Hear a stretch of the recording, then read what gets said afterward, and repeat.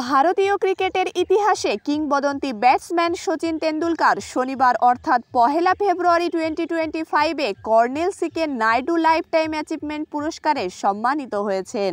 51 বছর বয়সী সচিন তেন্ডুলকর, যিনি ভারতের হয়ে 664টি আন্তর্জাতিক ম্যাচ খেলেছেন, খেলার জগতে টেস্ট এবং ওয়ানডেতে সবচেয়ে বেশি রান করার রেকর্ডও গড়েছেন তিনি। সোশ্যাল মিডিয়াতে একটি টুইট করে তেন্ডুলকর লিখেছেন, colonel C K Naidu lifetime achievement award পেয়ে আমি খুব সম্মানিত বোধ করছি।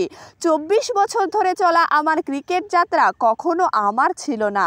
এটি প্রতিটি কোচের নির্দেশনা, প্রতিটি মানুষের আস্থা এবং আমার পরিবারের বিশ্বাস, ভালোবাসা এবং ত্যাগের ফলাফল।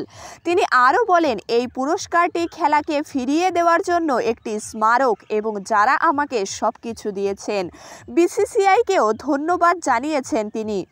31 বছর বয়সী বুমরাহ, তিনি তার দক্ষতা, নির্ভুলতা এবং ধারাবাহিকতার জন্য আইসিসি টেস্ট এবং overall cricketer of the year নির্বাচিত হয়েছেন।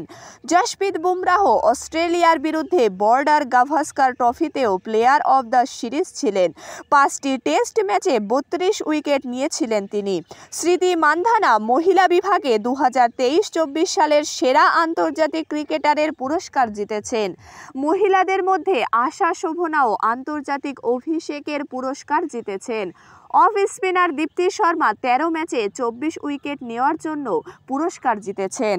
ভারতের উইকেট রক্ষক ব্যাটসম্যান ঋদ্ধিমান সাহা শনিবার অর্থাৎ 1 ফেব্রুয়ারি 2025-এ পাঞ্জাবের বিরুদ্ধে বাংলার হয়ে তার চূড়ান্ত রঞ্জি ট্রফি ম্যাচ খেলার পর এখানে মর্যাদাপূর্ণ ইডেন গার্ডেনে ক্রিকেটের সমস্ত ফরম্যাট থেকে অবসর নিয়েছেন। 40 বছর বয়সী ঋদ্ধিমান সাহা 2010 সালে অভিষেক হওয়ার পর তার বর্ণাঢ্য ক্যারিয়ারে ভারতের হয়ে 40টি টেস্ট এবং 9টি ওয়ানডে খেলেছেন। অবসর গ্রহণের পর তিনি বলেন, উত্থান পতন, জয় পরাজয়ের এই যাত্রা আমাকে তৈরি করেছে। আমি কে? সব কিছুর অবসান ঘটাতে হবে, তাই সব ধরনের ক্রিকেট থেকে অবসর নেওয়ার সিদ্ধান্ত নিয়েছি।